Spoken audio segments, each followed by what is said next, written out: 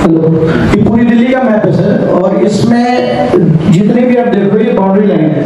तो पूरी दिल्ली जो है सर वो करीब 1486 स्क्वायर किलोमीटर में बसा हुआ है अगर आप देखेंगे तो। और पूरी दिल्ली के अंदर 360 विलेजेस हैं, ठीक है। इसमें से जितने इस साइड का आप देख रहे हो सर, ये 1/3 एरिया ये यूपी बॉर्डर से घिरा हुआ है, और 2/3 एरिया यहाँ से लेके और यहाँ तक ये हरियाणा है, जिसमें आप फरीदाबाद, आपका उधर सोनीपत हो गया सर, झज्जर क्रॉसिंग है, कुछ गुड़गांव क्रॉसिंग हो गया दिल्ली से बॉर्डर जितने आप देखेंगे। तो ये 2/3 एरिया है सर आपका, ये जो हरियाणा बॉर्डर से घिरा हुआ है। इसमें जितने भी व्हाइट कलर के आप देख रहे हैं सर, ये ऑलरेडी बसा हुआ है। ये जो बसा हुआ टोटल एरिया है ये करीब 900 स्क्वायर किलोमीटर के आसपास है उसके एरिया में। और जितने आप इसमें से ग्रीन कलर के एरियाज देख रहे हैं साइड में, ये जीडीए है। ये 47 विलेज है 360 में से। टोटल 360 गांव में से 142 गांव ऐसे बचे हुए हैं जिसमें की जमीन भी बची हुई है। तो टोटल जमीन जो एरिया है वो area is around 500 square kilometre अभी डेवलपमेंट बचा हुआ है। तो अभी जो आप देखेंगे सर, ये जितने भी ग्रीन कलर एरिया है ये सारे बॉर्डर के विलेजेस हैं, जिसके अंदर 47 विलेजेस है जिसमें ग्रीन डेवलपमेंट एरिया है। और जो हम अभी बात कर रहे हैं सर वो है येलो कलर। इसके अंदर 5 जोन है दिल्ली में जिसमें अभी जमीनें बची हुई है, that is P1, P2, N zone, L zone, K1 zone और J जोन। ये 5 जोन है सर दिल्ली में, जिसके अंदर हम बात करते हैं L जोन की। तो वो सर एरिया यहाँ पे पड़ेगा।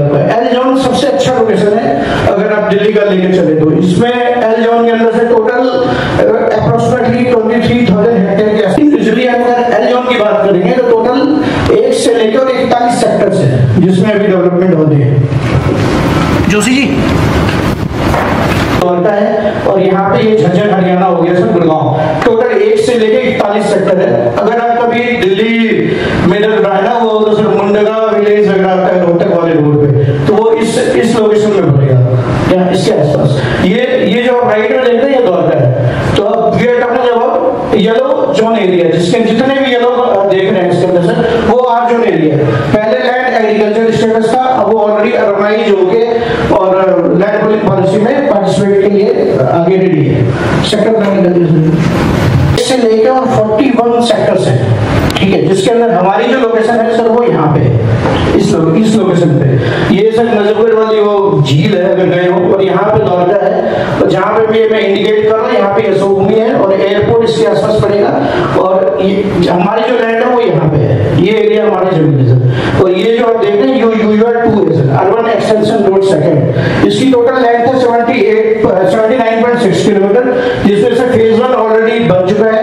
1-2 पैचेज अभी बचे हुए हैं। If you are coming from Chandigarh तो आपको पहले द्वारका आने के लिए सर पहले आपको दिल्ली के अंदर एंटर करना पड़ता था, लेकिन अगर आप चंडीगढ़ से आ रहे हैं तो आपको द्वारका के अंदर आने की जरूरत नहीं है, रोहिणी जाने की जरूरत नहीं है, पूरी दिल्ली घूमने की जरूरत नहीं है। आप यहाँ से आएंगे और यहाँ से आपने UR2 पे एंटर किया और यहाँ से 20 मिनट में आप द्वारका पहुंच सकते हैं। तो हमारी जो साइड है वो इस रोड पे सर, इस पॉइंट पे। यहाँ से आप स्टेट लेंगे तो यहाँ पे यशोभूमि है sir, IACC Indian convention centre. Convention centre से करीब 10 लाख स्क्वायर मीटर में बना हुआ है, जिसके अंदर भी फेज 1 उसका डिलीवर हुआ है। 25,000 लोगों के बैठने की कैपेसिटी है। G20 का जो मीट था वो यहीं से पलवल एक्सप्रेस से EPR, जब वहां से अगर आप लेफ्ट लेते हो तो EPR हो जाता है, राइट लेंगे तो WPR हो जाएगा। WPR के बाद इन्होंने एक नया रोड बनाया जो आपका जो रोड है उसको बोलते हैं अर्बन एक्सटेंशन रोड सेकंड। ये 3rd रिंग रोड है दिल्ली का। एक इसके साथ में सर आपको एक रोड और नजर आ रहा होगा प्रपोज्ड है से पे, ये वाला, ये UR1 है, ये प्रपोज्ड है। इसके लैंड एक्विजिशन वगैरह ऑलरेडी हो चुके हैं और अभी धीरे धीरे NHAI को सबमिशन हो चुका है, इसका काम भी स्टार्ट हो जाएगा। ये है सर कि उस समय क्या होता था कि लिटिगेशंस काफी सारे हो जाते थे, किसान आंदोलन के लिए तैयार हो जाते थे। मॉडल पे ये काम हुआ, प्राइवेट पार्टनरशिप और पब्लिक पार्टनरशिप और प्राइवेट। पब्लिक में जैसे किसान हो गए सर, कोई भी अपनी मिनिमम 5 एकड़ जमीन जिनके पास हो डेवलपमेंट लैंड के लिए क्वालिफाई कर सकते हैं। तो लैंड पुलिंग में हुआ कि सबको मिलके अपनी जमीन डीडीए को देनी है। जैसे सपोज सर 5 एकड़ जमीन आपको देनी है, 5 एकड़ आप जमीन डीडीए को देंगे, डीडीए उसके बदले आपको 60% जमीन वापस करेगी, 40% आपके पास रखेगी। तो उस 60% में से 53% आपका रेजिडेंशियल का होगा, जिसके अंदर आप बिल्डिंग्स वगैरह बना सकते हैं, और 5% आपका कमर्शियल होगा सर, और जैसा कि अभी साइन सर पीपीपीटी में भी बताएंगे भी, और 2% पब्लिक यूटिलिटी है। जो 40% डीडीए रख रही है उसके अंदर आपके पार्ट्स हो गए सर, सीवरेज हो गए, पाइपलाइंस हो गए, कॉलेज हो गए, यूनिवर्सिटीज हो गए, वो एफआईआर उनके लिए अलाउड होगा। जैसे अपने सपोज दैट हम 5 एकड़ पे प्लानिंग करके बता रहे हैं आपको, 5 एकड़ में जैसे आपको मान लीजिए 3 एकड़ वापस मिला 60%, तो उस 3 एकड़ में जो आपका 2 एकड़ डीडीए रख रही है उसके बदले आपको एफआईआर अलाउड हो जाएगा, जिसमें कि आप मैक्सिमम G+13 तक हाइट ले जा सकते हैं। तो ये है sir basically land polling. Land polling में क्या है कि डीडीए का काम है सिर्फ रोड्स बनाना, पार्क्स बनाना, पब्लिक यूटिलिटीज से रिलेटेड जितने भी गवर्नमेंट ऑफिसेस हो गए सर, दिल्ली जल बोर्ड का हो गया, सीवरेज हो गया, डब्ल्यूपीटीपी हो गया, एसटीपी हो गया, वाटर हार्वेस्टिंग हो गया सर, हॉर्टिकल्चर हो गया, पार्क हो गया, सीएनजी पंप्स के लैंड्स हो गए सर, स्कूल्स के लैंड्स, वो डीडीए सारा काम करेगी 40% के अंदर। तो आपको जमीन खुद लेनी है, डीडीए को सबमिशन करानी है, डीडीए उसके बदले आपको 60% वापस करेगी और उसमें आपको कंस्ट्रक्शन करना है। तो that is called land polling policy. अब हम पीपीटी पे आते हैं। तो बिफोर सेल डीड रजिस्ट्री कराने से पहले आपको रेवेन्यू डिपार्टमेंट से लैंड स्टेटस रिपोर्ट लेनी होती है। तो अभी जो हमने सेल डीड करवाया है सर, तो उसके अंदर हमने कुछ लैंड स्टेटस रिपोर्ट लिया था इसका, which is issued by revenue department. That means कि आपका लैंड का टाइटल क्लियर है। Name of the Bala is the first party जो लैंड होती है, एलओडी करेक्ट ये सेकंड पार्टी है। तो ये सबसे पहला प्रोसेस होता है सर, जिसमें ये गवर्नमेंट डिपार्टमेंट आपको रेवेन्यू डिपार्टमेंट की तरफ से सब कुछ लिख के आएगा, इसके बिना आप रजिस्ट्री नहीं करा सकते। सेकेंडली सर, ये हमारी पहली लैंड की रजिस्ट्री थी जो हमने 22 अगस्त 2023 को करवाया था सर। इसमें आप यहाँ सेल डीड की कॉपी है। First party is Bala, second party is Elodie connect, जो सेक्टर 14 में है सर। इसमें साइन जी अफेयर सेक्रेटरी हमारे on behalf of ANC Elodie connect.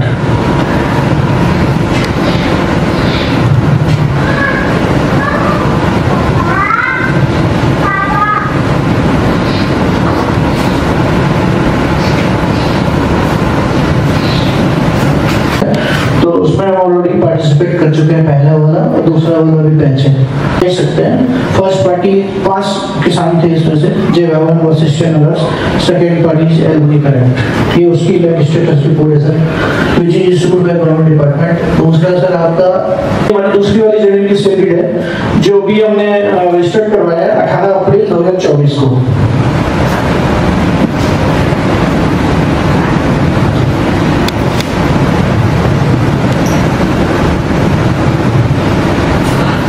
जितने भी देख रहे हैं सर 5 चेहरे, एक नीचे वाले तो जाने पहचाने हैं, अभी थे हुसैन जी हैं, तो ये सारे सर सेकंड वाले से बॉडी मेंबर्स जितने भी हैं।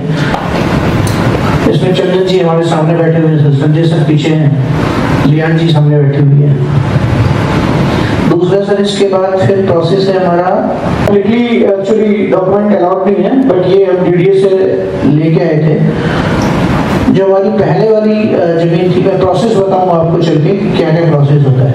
ये डीडीए के लेटर्स है सर, और जो हमारी वाली लैंड है वो ऑलरेडी रेवेन्यू डिपार्टमेंट में डीडीए की तरफ से वेरिफिकेशन के लिए जा चुका है। ये आपको अपडेट बता रहा हूँ सर मैं, आप ये वाला पॉइंट आप देख सकते हैं यहाँ पे, ये थोड़ा सा ब्लर आ रहा है, ये वाला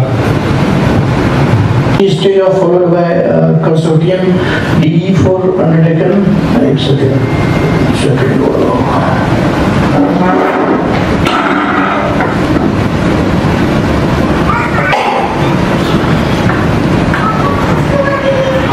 इसको देख सकते हैं, इसके अंदर से जो ये वाला पार्ट है,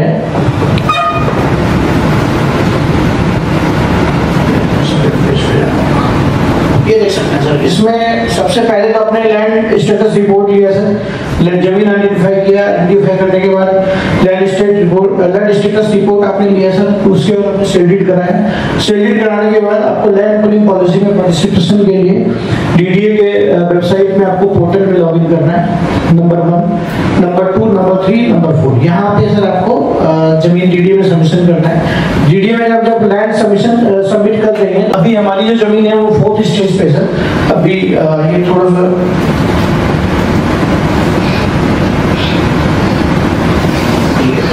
ये 4th स्टेज पे है अभी हमारी जो मंथ्स के आसपास, इसमें हम 6 महीने का ऑलरेडी बफर लेके चल रहे हैं, 2 साल ऑलमोस्ट लगेगा लैंड वापस आने में। तो अगर आप यहाँ से प्रोसेस लेंगे हम already we are in 4th stage. अच्छा, इसमें क्या है सर कि जमीन, जैसे अभी हम सेक्टर 14 की बात करेंगे, तो सेक्टर 14 के अंदर से टोटल 335 हेक्टेयर लैंड है, जिसमें से ऑलमोस्ट 135 हेक्टेयर लैंड जो है वो वैकेंट है, जिसपे लैंड पूलिंग पॉलिसी लागू है और उस पर डेवलपमेंट होनी है। तो उसमें जमीन आपके साथ कहीं भी हो, जैसे आप लैंड पुलिंग में पहला पैच हमने एक बाला के नाम से रजिस्ट्री कराया था, वो एलओनी कनेक्ट किए कि यूनिक आईडी बन जाएगी डीडीए में। दूसरी जमीन आप जब उसमें ऐड करेंगे तो वो यूनिक आईडी में आपकी दूसरी जमीन ऐड होती रहेगी, और वो जब आपको जितने पार्ट में, चाहे आप 10 टुकड़े में जमीन लेके और डीडीए में दीजिएगा, बट आपको जो डीडीए से जमीन वापस मिलेगी वो एक ही मिलेगी। तो ये सब टोटल प्रोसेस है लैंड पुलिंग का। अभी हम 4th स्टेज पे हैं। टोटल 30, जैसे गुड़गांव की बात कर रहा हूँ हरियाणा में, तो 32 लाइसेंस लेने होते हैं। एनएचआई का परमिशन लेना आपके नाम पे अलाउड हो जाएगा, उसके बाद फिर आप लेआउट बना के फिर सबमिशन करेंगे, उसके बाद फिर यहाँ से आप कंस्ट्रक्शन स्टार्ट कर सकते हैं।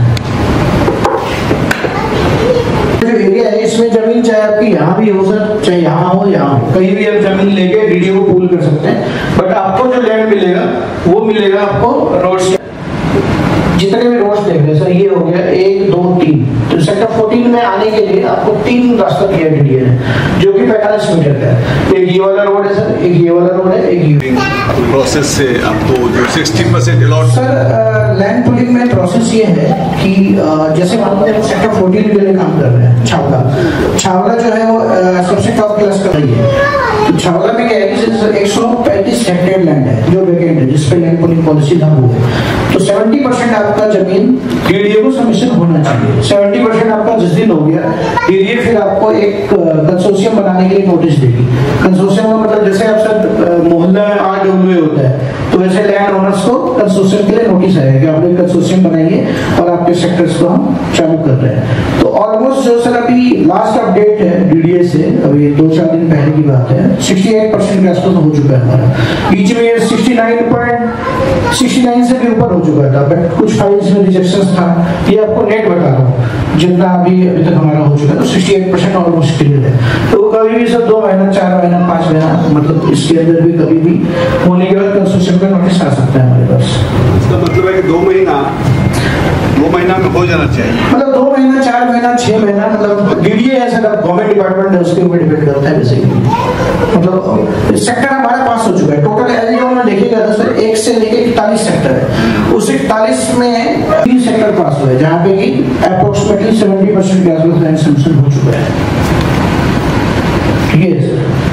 इसके बाद इसका मतलब है कि 2 महीना में जितना पार्टिसिपेट किए हैं, एलओनी कनेक्ट पार्टिसिपेट किया है, उसके आधार पर डीडीए 60% आपको लैंड वापस कर देगी। ठीक है? नहीं सर, इसमें क्या है कि हमें पूरा हो चुके हैं, हो जाए ऑलरेडी हम 2.5 एकड़ के आसपास का पूरा कर चुके हैं, और 2.14 एकड़ का ऑलरेडी बयाना भी जा चुका है। तो हमारा टारगेट है कि सर 2-3 महीने के अंदर वो भी रजिस्ट्री करा देंगे। तो 60% आपको तभी मिलेगा, डीडीए आपको पूछेगी कंसोर्शियम बनने के बाद भी। आप कंसोर्शियम बनने के बाद भी जमीन अपनी ऐड करा सकते हैं। जो जमीन आपकी ऐड होगी वो 4th स्टेज से काउंट होगा सर, रेवेन्यू डिपार्टमेंट से जब वेरिफिकेशन वगैरह करते हैं। तो ये है सर उसके अंदर डीडीए आपसे पूछेगी कि आप डीई बनना चाह रहे हैं या किसी सोसाइटी का ग्रुप हाउसिंग का पार्ट बनना चाहते हैं। डी हो गया सर डेवलपमेंट एंटिटी, उसके लिए आपको 2 हेक्टेयर जमीन मिनिमम चाहिए। अगर आप अपना खुद का बाउंड्री वॉल के साथ खुद की इंडिविजुअल सोसाइटी बनाना चाहते हैं, तो अगर आप किसी का पार्ट बनना चाहते हैं, 5 एकड़ का जमीन नहीं हुआ, तो डीडीए उसमें भी आपसे पूछेगी कि अगर आप पार्ट बनना चाहते हैं तो उसके लिए वो आपके ऊपर डिपेंड करता है सर। अगर मान लीजिए हम 5 एकड़ नहीं कर पाए, 3 एकड़ हो गया, तो आपको किसी पार्ट एफएसआई में वो एफएसआई अलाउड हो जाएगा।